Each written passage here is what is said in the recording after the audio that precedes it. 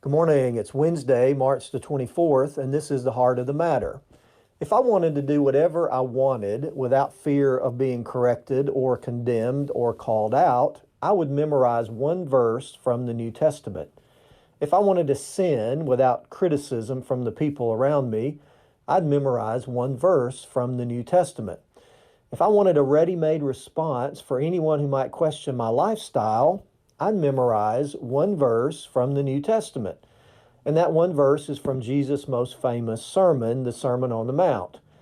This verse is one of the most well-known and popular verses these days. It is also one of the most misunderstood and misapplied verses. It is Matthew 7:1, where Jesus said, "Do not judge, or you too will be judged." More lost people know this verse than any other verse in the Bible. And more Christians who are living in disobedience know this verse than any other verse in the Bible. That's because, at first glance, Jesus seems here to give all of us a hall pass, if you will, for our sinful behavior. This verse seems to say that as I do what pleases me, that no one should call me out or criticize me or condemn me for that. No one should point out that what I'm doing is sin.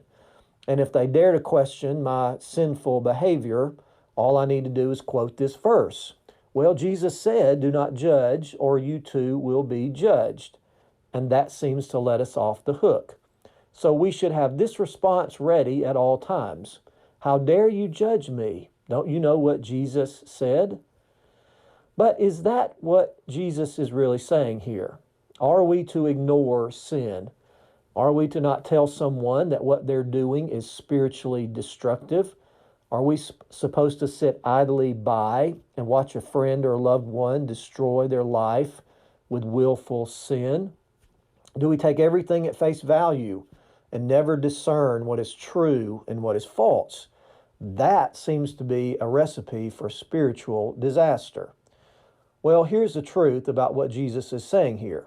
We are to judge right and wrong. We are to call sin, sin. We are to warn people of impending spiritual disaster. Of course we are. And we'll see that clearly in the next few verses. But here's what Jesus is condemning here. It is not judging others' sinful behavior, but rather it is having a hypocritical, self-righteous, judgmental attitude when we do it.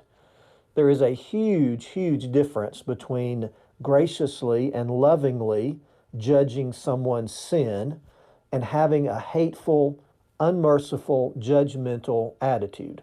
One is our loving duty toward others.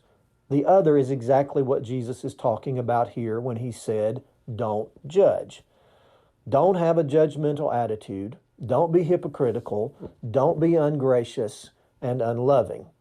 So, do you know the difference in judging right and wrong and being judgmental? Because that is the heart of the matter.